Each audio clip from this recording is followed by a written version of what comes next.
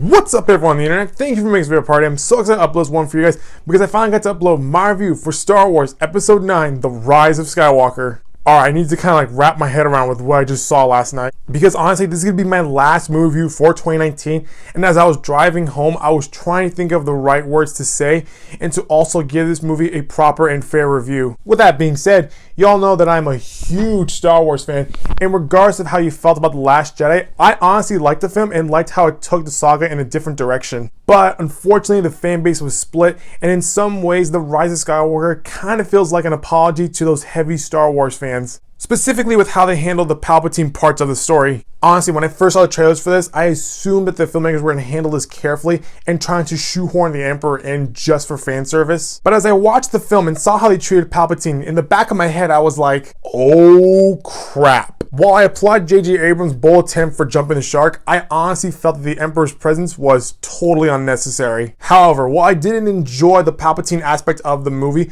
my sister, who is an average moviegoer, really liked watching the Emperor make a return to the big screen. Alright, with that out of the way, let's just talk about the good stuff. One thing's for sure though, out of all the 9 Skywalker films, this one in particular has the most comedic moments that got a lot of people laughing. And some of the funniest moments came from 3PO. The way they handled him in this movie as opposed to the last 2 films, 3PO actually had a significant role. Also, fun fact, at some point during the film, we do get to see Anthony Daniels have a little screen time, which is pretty sweet because if I remember correctly, the last time we ever saw his face in a Star Wars movie was probably in Attack of the Clones. And since we're talking about the old cast, seeing Billy D. Williams return as Lando was a nice surprise. At first, I was a bit worried that we're going to force him in just for fan service, but thankfully they used him sparingly enough. Alright, with that out of the way, we need to talk about the most important part of the movie. How did I feel about Carrie Fisher returning as Leia? After we saw her final performance in The Last Jedi, the film was setting up Leia to be Rey's new mentor. And while some would argue that no one could ever replace Carrie Fisher, I would usually say that the actor or actress is never bigger than the character. With that being said, the way they used Leia sparingly, but also having her serve a huge role in Rey and Kylo's journey,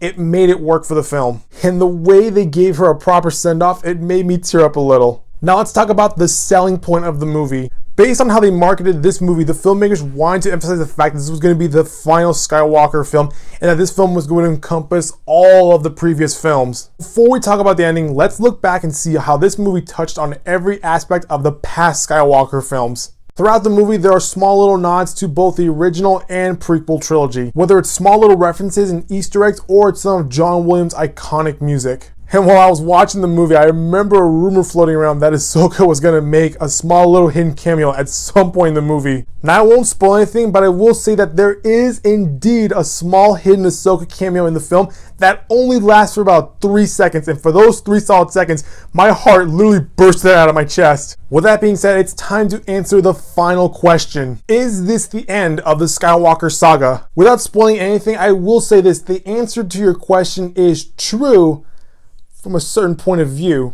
You'll have to watch the movie to see for yourself. And with this being the final film for this trilogy, I can honestly say that I really enjoyed these past 3 films. I know there's a lot of hate for Disney mistreating Star Wars, and as I was walking out of the theater, I can understand why, but then I remembered something. When George Lucas made his first 3 films, his main target audience were children. And as I was watching this final film, I could see and hear the joy and excitement of all the kids that were in the theater. If Disney's sole purpose of these last 3 films were to capture the imagination of children, I'd say they succeeded. Because years from now, these kids are going to grow up with good memories they had when they were watching these 3 films. And it's like what Yoda said, truly wonderful the mind of a child is. So that's going to be it for this video, guys. That was my overall review for Star Wars The Rise of Skywalker. If you like what you saw, hit the subscribe button so you can get all these updates from this channel. I'll see you next time with a brand new video. Bye-bye.